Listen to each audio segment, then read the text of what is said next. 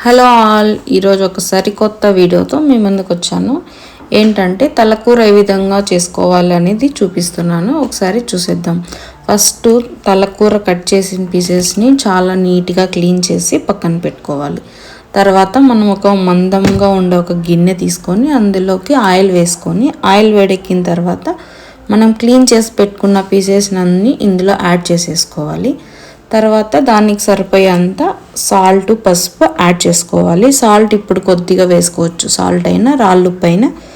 తర్వాత మనం అన్ని మసాలాలు యాడ్ చేస్తాం కూడా, అప్పుడు కూడా చూసి సాల్ట్ వేడ్ చేసేసుకోవచ్చు. ఇక్కడ ఈ విధంగా ఫ్రై చేయాలి వాటిని. ఒక 15 మినిట్స్ అలా మనము మంచిగా కలబెడుతూ అలా ఉంచామంటే అక్కడున్న వచ్చిన వాటర్ అంతా అయిపోయేసి బాగా ఈ విధంగా డ్రై అవుతుంది. తర్వాత మనము మిక్సీ పట్టుకోవడానికి మసాలా క్వాంటిటీని బట్టి వేసుకోవాలి. నేను ఇక్కడ వచ్చేసి 2 కిలోస్ తలకూర తీసుకున్నాను కాబట్టి ఇన్ని ఇంగ్రీడియంట్స్: 2 ఆనియన్స్, 1 స్పూన్ పెప్పరు, అల్లం వెల్లుల్లి, తర్వాత కొద్దిగా కొబ్బరి చెక్క, తర్వాత ఈ కొత్తిమీర కూడా అన్నీ మిక్సీ పట్టేసుకోవాలి. మనం ఆల్రెడీ ఫ్రై చేసుకున్నాం కదా, ఇది సిమ్లో పెట్టుకొని ఈ విధంగా రోస్ట్ చేసుకొని ఉండాలి 15 మినిట్స్ వరకు. ఇప్పుడు మనము ఆల్రెడీ గ్రైండ్ పట్టేసుకున్న మిశ్రమాన్ని అంది ఇందులో వేసేసుకోవాలి. ఇక్కడ చాలా మంచి స్మెల్ వస్తుంటుంది, చూడడానికి కూడా చాలా ఎమ్మీగా ఉంటుంది. తర్వాత మనం గ్రైండ్ పట్టేసుకున్నాం కదా, వాటిని అన్నీ ఇందులో యాడ్ చేసుకోవడమే. మనం ఇక్కడ చిల్లీ పౌడర్, ధనియా పౌడర్ అనేది డైరెక్ట్గా యాడ్ చేసేసుకునేద్దాం క్వాంటిటీని బట్టి.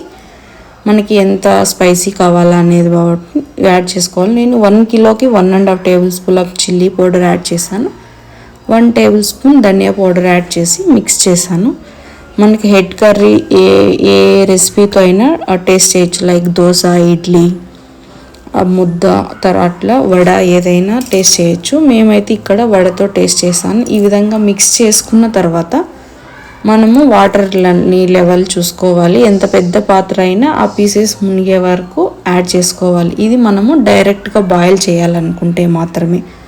అదే మనం కుక్కర్లో చేసేలాగైతే ఇంకా వాటర్ క్వాంటిటీ అనేది తగ్గించుకొని బాయిల్ చేసేసుకోవాలి. అక్కడ 3-4 విజిల్స్ పెట్టుకోవాలి. అది లేతదా ముదురుదా అని చూసుకొని, ఇక్కడ అయితే బాయిల్ చేసుకునే విధంగా అయితే ఈ లెవెల్లో చేసుకొని బాయిల్ చేసుకొని తింటే చాలా ఎమ్మీగా టేస్టీగా ఉంటుంది. ఇది ఫైనల్ మన రెసిపీ లుక్ అయితే ఈ విధంగా ఉంది బాయిల్ అయిపోయిన తర్వాత. నేను చెప్పాను కదా మేము వడతో టేస్ట్ చేసామని, ఇక్కడ యాడ్ చేస్తున్నాను. Thank you.